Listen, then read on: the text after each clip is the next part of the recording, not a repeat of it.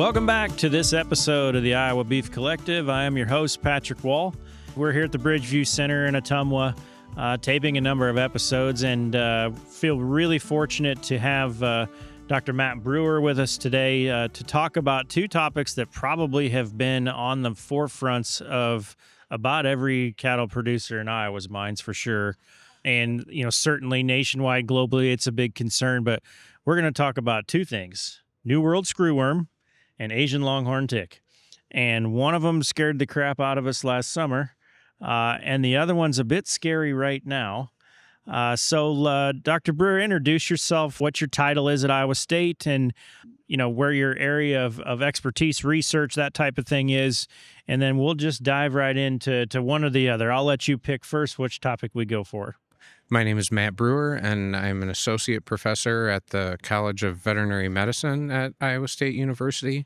And my specialty is parasites, so infectious diseases they're not bacteria, they're not viruses, they're other types of creatures, and that would include worms, and then ectoparasites such as fleas and flies and lice and so forth, ticks.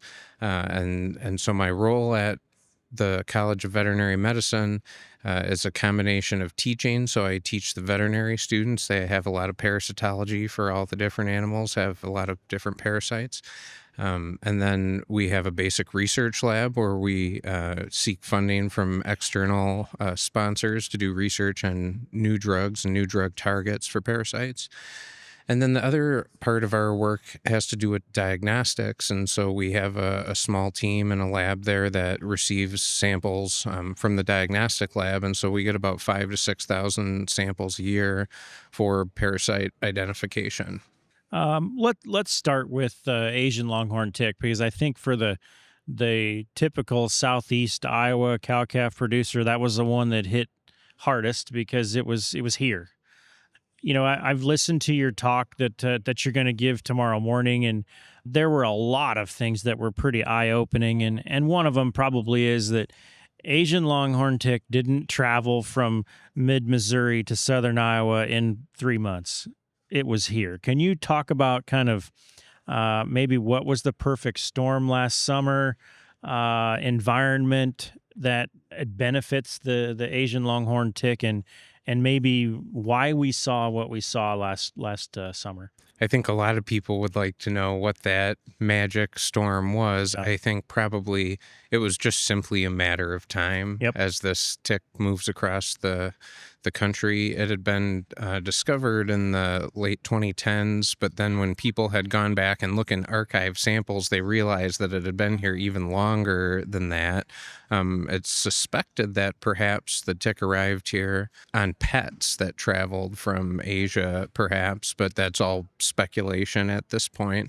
It's, as you said, it's been in Missouri for quite a while now, and so to some degree we're surprised that we hadn't seen it already. I think that probably when it enters a new area like Iowa, there's a lag phase where it becomes established, and then once it reaches some threshold, then you actually start to see these events and see it break through. And I think probably we just hit the tipping point this summer, seeing ticks and cases of Tyleria, which we can talk more about. And it was just a matter of time for that to unfold here, and we expect that this is probably just getting going, that we're likely to see quite a bit more. So let's dive into Tyleria, because just because you find a tick doesn't mean that particular tick has Tyleria. That's correct. So let's dive into sort of a little more detail on it's not the tick that's the problem. It's the Tyleria that the tick infests into the cow, correct? That's right. So Tyleria, this isn't maybe perfect biologically, but you could think of it a lot like malaria. So it's a protozoan organism. It's not a bacteria, and it is spread by ticks, by their bite. And a tick has to first bite an infected animal, and then it it molts to its next life cycle stage, and then it has to find another host and feed on that susceptible host to transmit the parasite. So the ticks themselves are not born with the Theileria. They have to feed, and as we'll talk about tomorrow, the ticks have 3 life stages: a larva, a nymph, and an adult, and each one of those stages feeds on a host. So for the tick to transmit, that means that either as a larva or a nymph, it had to feed on an animal that had Theileria, and then as a nymph or an adult, it had to find an uninfected animal and feed on it. So the offspring of the ticks don't inherently have Theileria. They have to feed on susceptible hosts, which are cattle. So, correct me if I'm wrong. Tick with Theileria bites a cow, lays a bunch of eggs, and reproduces. Those ticks inherently have Theileria as well. No, so at the stage of them laying eggs, those offspring will not have the disease. So Okay. they start with a clean slate. They Okay. can't just give it to their offspring. So that then means that those offspring have to first successfully find an infected animal and bite it, and then go and bite a second animal that is susceptible. So there does have to be sort of the right recipe of events for disease to occur. So you can have the tick without the disease, but you can also have the disease without the tick. And so there's been some cases of that have been problematic, where people have bought cattle out of more of the eastern parts of the country. They haven't had ticks, but then upon arrival to a different place, they say run them through a chute, work these cattle, maybe sharing needles, and that sharing of that blood contaminated equipment can also spread the disease. Gotcha. So now let's talk about when it happens. How does a producer? Let's start with prevention. Okay, what products do we use? How do we make sure that an infected tick with Theileria doesn't show up on our pasture? What's the best route? I'd like to tell you there is an easy answer to that, and because there's not, and there's a lot of adjunctive measures we can take. I think one of them is vigilance. That if people have these outbreaks, that they're talking with their neighbors and paying attention. So there's a few different groups of drugs that people can use for tick control. And one main class is the pyrethrins and the pyrethroids that a lot of people use for fly control, and back rubbers, pour-on sprays, things like that. And I think in general, if you have pretty good fly control, you're probably doing a pretty good job with ticks. I mean, I think if people are noticing ticks on their cattle, they maybe need to think about what approach they're taking, and/or looking at some of those ticks and working with their veterinarian to see if that's the tick that you've got in question. The ticks also like wildlife. And so in the younger stages of the tick development in the life cycle, with the larval stages and the nymphs, they tend to feed on things like mice and rabbits, rats, other rodents. And so discouraging that type of wildlife habitat is recommended. So trying to get like brush piles out of pastures, another reason to cut back brush and Sure. red cedar and things like that to do some brush control. There's been a number of cases where people have burned pastures as a method for killing the ticks, which has sort of mixed results. It sometimes leaves little pockets that are unburnt, and obviously burning those pastures isn't always like conducive to our grazing goals. So Right. that can be an issue. We've heard a lot about people advocating mowing and bush hogging pastures, and the reason why that works is that the ticks need moisture from the ground, and so basically they crawl up onto the grass and they sit there and wait for a host to walk by, and they're ambush hunters, so they grab on as you walk by. But when they get too dry, then they fall back down to the ground where the moisture is, and so they go up and down like that. And the thought is that if you mow the grass off somewhat short, that you decrease that moisture. Obviously, again, that has some conflict with our grazing goals. I think I sort of skipped off the drugs. We said there was the pyrethrins and the pyrethroids. There's another group that is the avermectin, so ivermectin and all of its derivatives, which kill ticks. Usually a tick has to bite in order to be killed by the avermectin drugs, whereas they just have to get onto the animal if they're treated with the pyrethrins. And then a third class of drugs are organophosphates like coumaphos. And those, a lot of people, those had kind of fallen out of favor because they have some environmental concerns and possible toxicities if animals get too much of those types of drug classes. But in cases where these outbreaks are occurring, those might be some other options to try to kind of get a combination of drug targets to. So pyrethrin would be like prolate. Yes. Dectomax would be a different class, correct? Yeah, Dectomax is doramectin, so that any of the ones that end in the mectin suffix, they all are in that kind of one group, and then all of the pyrethrins and pyrethroids. So there's been a kind of a renaissance that original compound was isolated from chrysanthemums, like the mums that you buy at the farm store in the fall. And there are places in the world where they harvest mums as a crop and they press them for the oil, and there's some natural phytochemicals in there that are insecticidal. And then the drug companies took those and made them better and made them last longer and so forth. But there has been, for example, in flies, some resistance with the new pyrethroid compounds, and some people have returned to using the more natural pyrethrin products, but those would all be options. I personally, I like spraying. So there's some people that have devised chutes that cattle walk down and they get sprayed as they walk through. I use just like a garden sprayer, like a 2-gallon sprayer that you'd use to spray the weeds in your garden. And out the side of the tractor, 4-wheeler, side by side. Yeah, go up. Works. You can dump a bucket of corn and walk behind them. And I like that just because you get a lot better coverage. I think that I know that we would say that a lot of those kind of oily compounds, they work their way through the skin and the hair coat, but I'm picky about flies, so at least when I look at my cows, I see, on the legs and up under their brisket and so forth. And the spray I like because that allows you to get a better kind of surface contact. So I guess the synopsis of all this, we have to be a little more diligent and maybe a little more often with our treatment of the things we're already doing to help us, I guess, give us our best chance of not seeing Theileria and Asian Longhorned ticks be a problem. Is that a fair assessment? I think that's fair. I think that we probably have to accept that they're here to stay.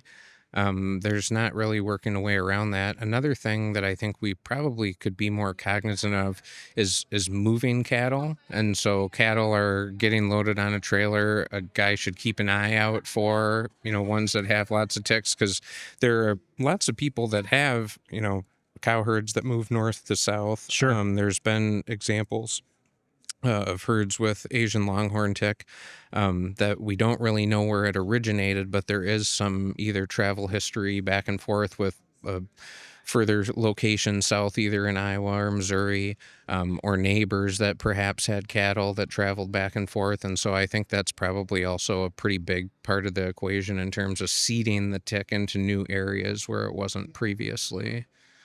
They can move a lot faster on wheels in a trailer. 75 miles an hour is about as fast as a tick can go, right?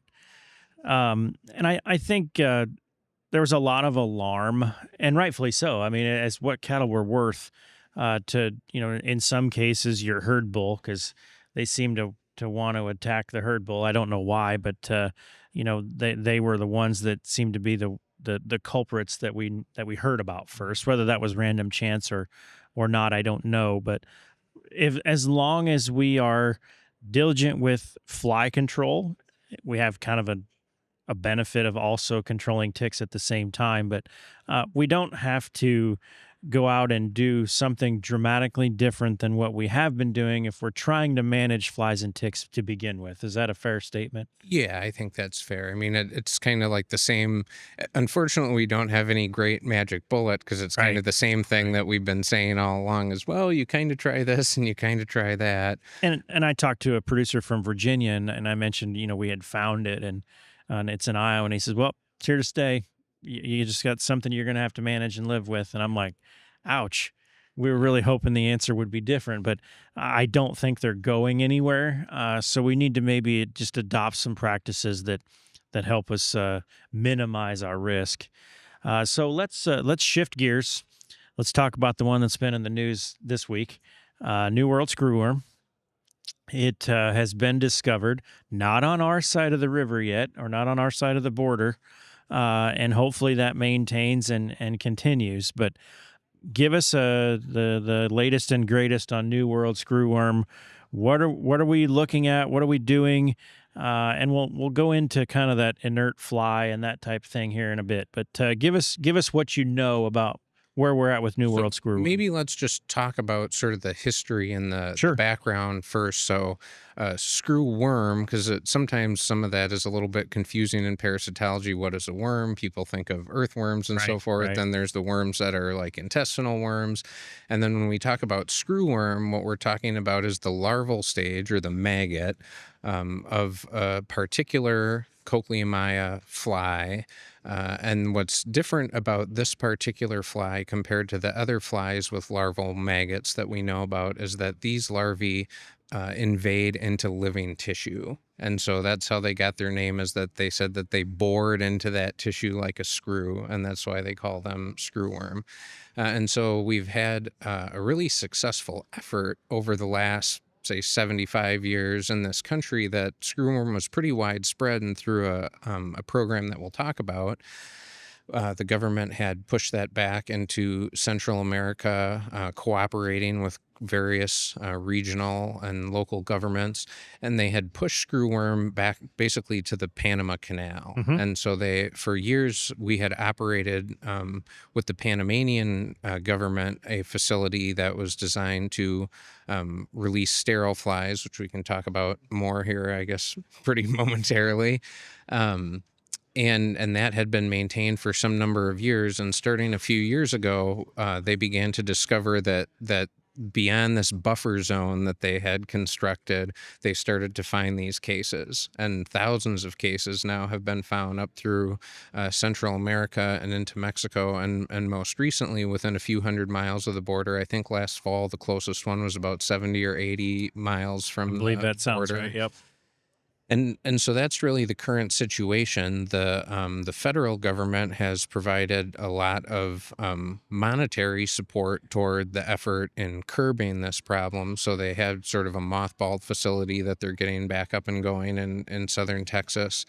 And then just this week, they announced, I think it was $100 million grand challenge pot of money for different technologies used for trapping, detecting, eradicating the worm. So there's been a lot of vigilance. I think probably a lot of that seems far away because of it being in Texas. I think that's something that maybe is a little more salient to folks here is seeing that situation and how that's unfolded with the border closings and what that's done to cattle markets. Yep.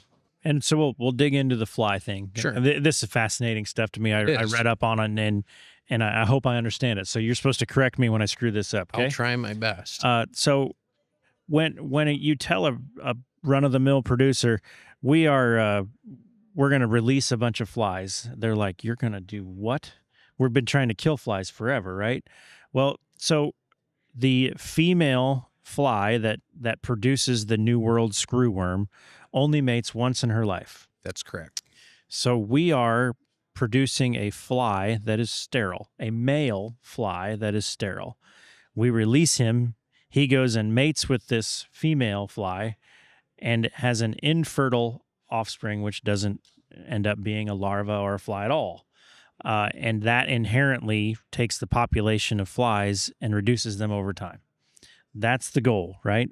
That's correct. So long ago, someone discovered that if you expose these flies to a certain type of radiation, you wouldn't kill them, but you would damage their sexual organs enough that when they mated, those offspring would not be fertile and would not develop any further.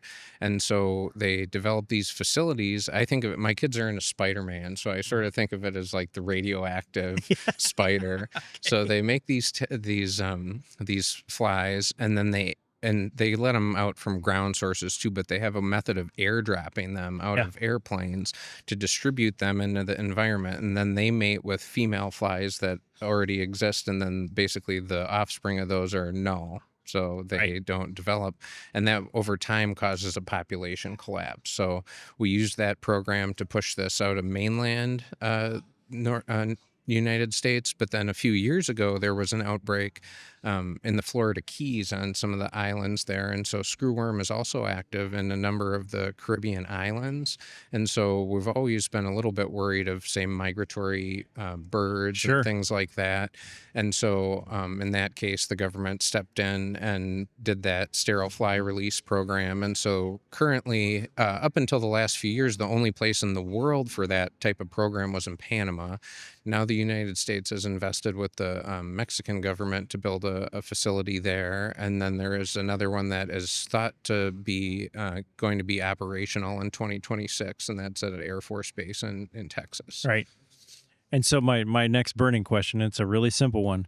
Would Mexico be cool if we just let a bunch of flies loose from our side of the border into theirs to help with their fly population? Is the political climate cool with that? I don't know. I think that's a question above my pay grade. I safely hide behind the academic thing at that. But I think that I would think that the Central American governments also have an impetus to act for this. Sure. And so I know that this has shaken up a number of their markets, say their export feeder cattle markets to the southern plains of the United States, and has impacted their efforts with, say, slaughter capacity in Mexico and other Central American countries. And so they are also heavily invested, and at least I can see from the scientific side that the entomologists and people that work on this care about it deeply and want to have interaction. And to my outside eye, it looks like both sides are cooperating pretty fully. What's interesting is that there's 3 parasites that are line item budgets in the congressional budget. And one of them is screwworm, and that program is actually administered through the NVSL and AIMS. So they're the official diagnostician for all things entomology that would get picked off of animals at any sort of port of entry. So we sort of have a kind of an interesting window to that here, just since we're just next door to NVSL. So you're going to know before any of the rest of us. I don't think so. I don't think they would even tell me. We've worked with those folks quite closely with the Asian Longhorned Tick, because again, they're the official record keepers for that. But I think both the Mexican government and the United States government have taken it very seriously and have pretty aggressive ongoing efforts that to my outside eye, seem to be aggressive and appropriate. And I guess that's encouraging and disappointing to hear all at the same time, because yes, they're in agreement. We need to address it, but we're not seeing results yet because we're still finding it actually encroaching further northward. So whatever we're doing might not be working to the degree we need it to work just yet. But I'm actually happy to hear that the Mexican government is just as interested in quelling this that we are. And I can't speak for them, but I just, from my outside perspective, it seems like it would obviously be in their interest as well. Well, I think we've hit the hammer as hard as we can hit it for now. I would encourage folks that are interested in learning more about this to be diligent, but we don't have to upset the apple cart with how we manage livestock to try to address both of these challenges, which is good. Thanks, Dr. Brewer, for coming on. Interested to hear your full talk tomorrow on both topics, but thanks for joining us.